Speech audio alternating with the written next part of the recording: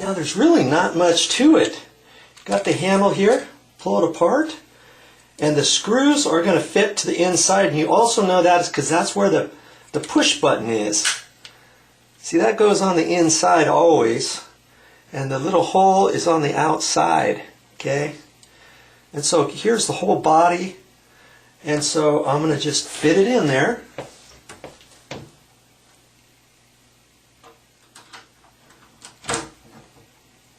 I'm going to take this, I'm going to slip it in there, and there's a little groove here,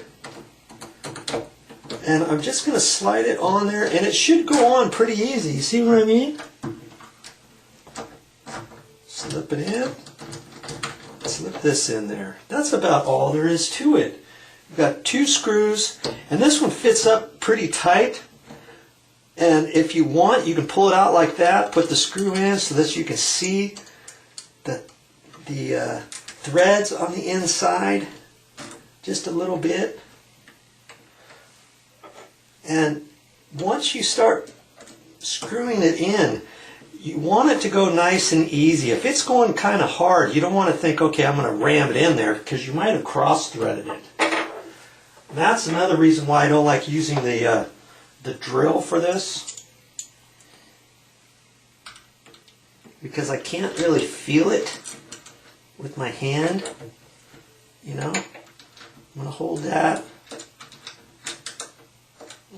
and see where I've got it. I think I'm good right there.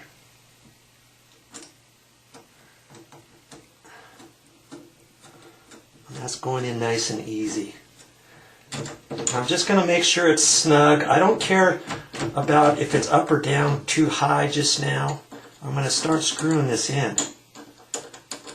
And here's a trick for you. See, regular Phillips hand screwdriver, you can only go this fast. Well, I'm going to just spin it with my finger right here, and I can go in twice as fast. And I'm just kind of holding the end of it loosely, and I'm spinning it. See? Try that next time. Look at that. I'm just going to get it up until it's snug. You see, if I went this way, you see what I'm saying? Especially when you're trying to do it fast, you can only do so much. So you just take that and spin it. Like that. Okay, don't get it snug just yet. Have it just a hair loose.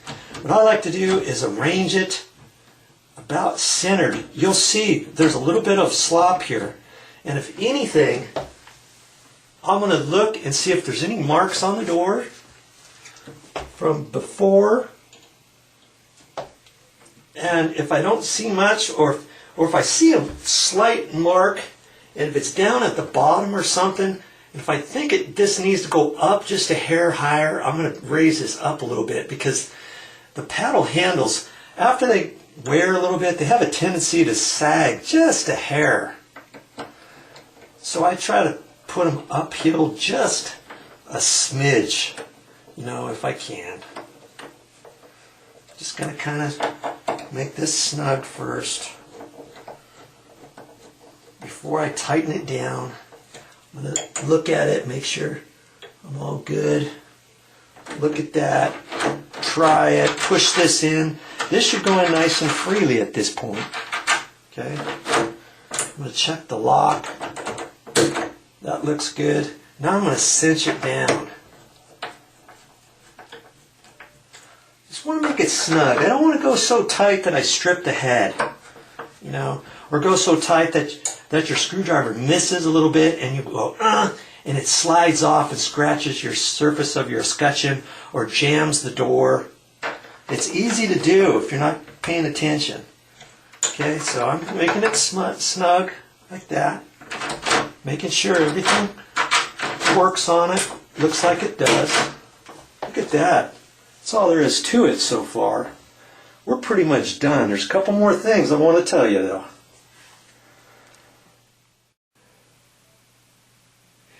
Here's the existing strike plate location. Here's the new strike plate. You see the difference? See, this one's much different than this. This one's called a T-strike. See, it kind of comes out. It's kind of shaped like a sideways T right there. Well, this isn't like that. So if I take this one out, this is not going to cover all of the notch in the door frame. So you can opt to leave that. If that one's really old and you really don't like the looks of it and you want a brand new one, you can go to the store, take this old one with you, and they should be able to match that up. If they don't have them, you can go to a door wholesale house and they can get you one, or you know, most hardware stores will have something that'll work.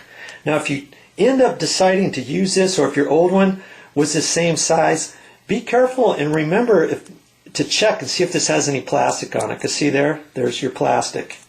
You peel that off before you install this. The thing I like about this is there's a little paddle there. So if you have any slop in your door as you're closing it, you can take that and bend it with a pair of pliers, just a hair, and then reinstall that. Now this T strike plate doesn't have that, but I'm going to still use that and see how well it's going to work. Remember, this was a door that had a slight warp on it, and the top of the door is closing and hitting before the bottom of the door. And so I already reamed out the strike plate. You see, right now the door is hitting at the top, but it's not even close here yet. See how it's wiggling? So I adjusted it and sell that slop, but you don't hear it because it's sprung, because the door's tweaked. You're not going to push it any tighter than that when you close the door anyways, right? But if it was chattering like that, you didn't have any friction on the door like that, then there's not much you can do with that T-strike. And if you had the little nib on it, then you could bend it out. The thing you could do then is you could put some silencers on the back side, you know, some clear round ones, you know, and put them on the door, and then that'll shim the door just a hair, and then it won't chatter or something. But that's something you want to do too. You know, make your door close nicely without it chattering. Okay? So far, so good.